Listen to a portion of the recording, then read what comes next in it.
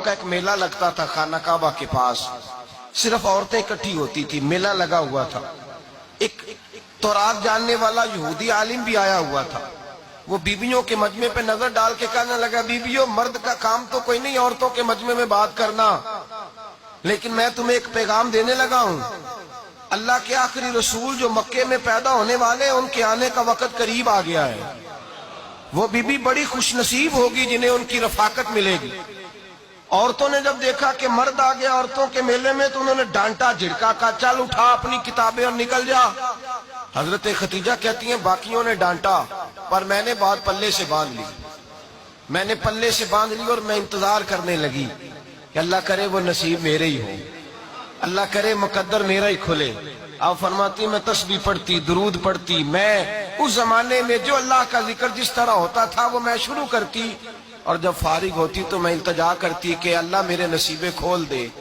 کہتی ہیں آہستہ آہستہ آہستہ آہستہ میں حضور کی تعریف سننے لگی، آہستہ آہستہ تعریف سننے لگی۔ نبی پاک صادق ہیں، امین ہیں، سچے ہیں، دیانتدار ہیں، اس برے اور میلے معاشرے میں بھی وہ سب سے اعلیٰ بھی ہیں اور سب سے اجلے بھی ہیں، وہ سب سے پاکیزہ ہیں۔ میں سننے لگی تعارف، آہستہ آہستہ میں ان کی گرویدہ ہونے لگی۔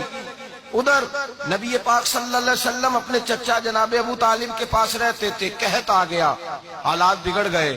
حضور سید عالم صلی اللہ تعالی علیہ وسلم سے چچا کہنے لگے، بیٹے اگر مال تجارت لے کے شام جاؤ تو بڑا نفع کماؤ گے، ہمیں ضرورت بھی ہے، اور اگر ہو سکے تو ختیجہ کا مال لے کے جاؤ۔ اور نبی پاک نے کہا چچا میں نہیں کہوں گا کسی سے جا کے، میں نہیں کہتا کسی سے جا کے، جو میرے نصیب میں ہوگا میرا رب خود عطا فرمائے گا، میں نہیں کہوں گا۔ مصطفیٰ نے تو نہیں کہا۔ حضرت خدیجہ رضی اللہ تعالیٰ عنہ کہتی ہے میں نے خود اپنی خادمہ کو بھیجا، میں نے کہا جا کے پوچھو تو صحیح کہ میرا مال قبول ہوتا بھی ہے کہ نہیں، پوچھو۔ نبی پاک صلی اللہ علیہ وسلم سے پوچھا، حضرت خدیجہ کی خواہش ہے کہ آپ مال لے کے جائیں، حضور نے قبول کر لیا۔ جناب خدیجہ الکبریٰ رضی اللہ تعالیٰ عنہ کے غلام تھے، میسرہ ان کا نام تھا۔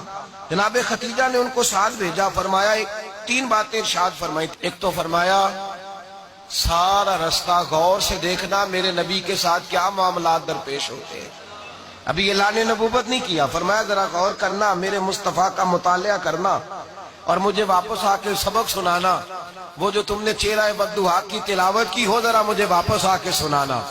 جنہاں نے دل بر جانی ڈٹھا ہو اکھیاں ہی تک لیاں، تو ملے ہوں تے ساجن ملیا ہوں ناساں لگ پئیاں، ذرا جا کے نا تلاوت کرنا اور مجھے دکھ۔ اور دوسرا فرمایا تم میرے غلام ہو تو مصطفیٰ کے بھی غلام بن کے رہنا، میں سنتی ہوں کہ کردار کے، افکار کے، نظریات کے، عظمت کے بلند و بالا، وہ جیسے کہیں ویسے کرنا۔ اور تیسری حضرت خدیجہ نے نصیحت فرمائی، فرمایا محمد ابن عبداللہ صلی اللہ علیہ وسلم کی رائے سے اختلاف نہ کرنا، یہ چلتے ہوئے معاہدہ کیا، جو وہ کہہ دے سو کر جانا۔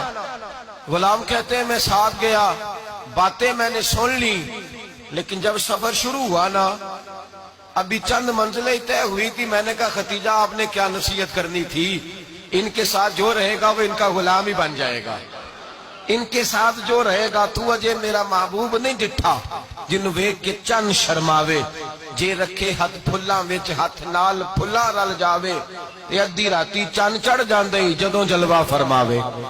مایا جو بھی ساتھ رہتا غلام ہو جاتا۔ میسرہ کہتے میں گیا، تجارت شروع ہوئی، کہتے ہیں نبی پاک صلی اللہ علیہ وسلم جب منڈی میں پہنچے تو لوگ قسمیں اٹھا اٹھا کے مال بیچ رہے تھے۔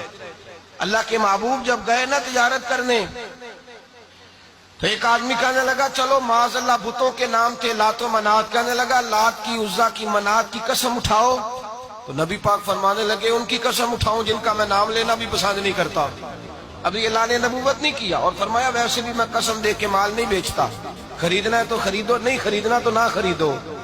کہتے ہیں لوگ قسمیں اٹھا اٹھا کے پیچھے جاتے تھے، پر میرے نبی جس سے رخ پھیرتے تھے وہ نبی پاک کے پیچھے ہو جاتا تھا۔ ماتے کئی گنا زیادہ نفع کمایا۔ ہم رستے میں تھے، حضور ایک درخت کے نیچے آرام کرنے لگے، ایک عیسائی راہب غار میں بیٹھا تھا، نکل کے آ گیا، مجھ سے کہنے لگا مجھے وہ جانتا تھا، میں سنا یہ کس کو ساتھ لائے گا، یہ کون ہے؟ میں نے کہا اہل قریش کے ایک معزز آدمی ہے۔ کہنے لگے یار جس درخت کے نیچے یہ لیٹے ہوئے ہیں یہاں عام آدمی نہیں لیٹ سکتا، یہاں وہی لیٹے گا جو اللہ کا سچا رسول ہوگا۔